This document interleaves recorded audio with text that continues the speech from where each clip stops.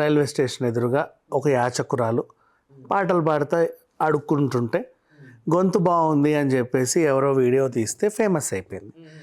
తీసుకొచ్చారు, హిమేష్ రేష్మి ఆ singing chance ఇచ్చాడు, ఆవిడ పాట పాడింది, మేకప్ వేశారు, జ్యువెలరీ వేశారు, ర్యాంప్ వాక్ కూడా నడిపించారు.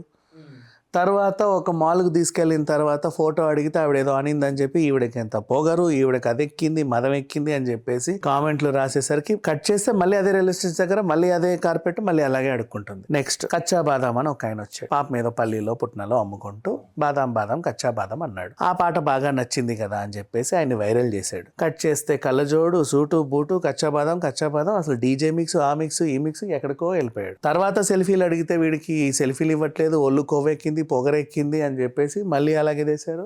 ఎక్కడ కట్ చేసి అదే సైకిల్ మీద మళ్ళీ కచ్చా బాదం అమ్ముకుంటున్నాడు. నెక్స్ట్ మళ్ళీ అలాగే కన్ను కొట్టిన ప్రియా వారియర్ ఏమైందమ్మా. నెక్స్ట్ తర్వాత అలాగే ఒక కుర్చీ మడతపెట్టి ఆయనను తీసుకొచ్చారు. ఆ మడతపెట్టి అని సంక్రాంతి నుంచి ఇంకో సంక్రాంతి దాకా ఊకదంపుడు కొట్టారు. అది మడతబడిందో లేదో తెలియదు కానీ ఇతని జీవితం మాత్రం మడతబడింది. అలాగే ఉన్నాడు. మళ్ళీ ఎక్కడి నుంచి వచ్చాడు అక్కడే ఉన్నాడు, అలాగే ఉన్నాడు.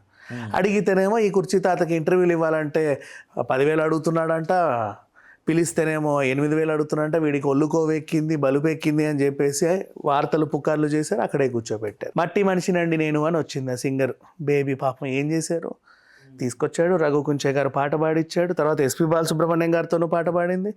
కలవని గెస్టులు లేరు, చంద్రబాబు నాయుడు కల్పించారు.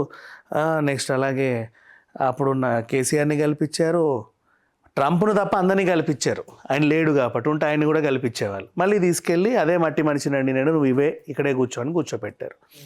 తీసుకొస్తారు, ఫేమస్ చేస్తారు, మళ్ళీ తీసుకెళ్ళి ఎక్కడున్న వాళ్ళని అక్కడే పెడుతున్నారు. ఇప్పుడు ఈ అమ్మాయి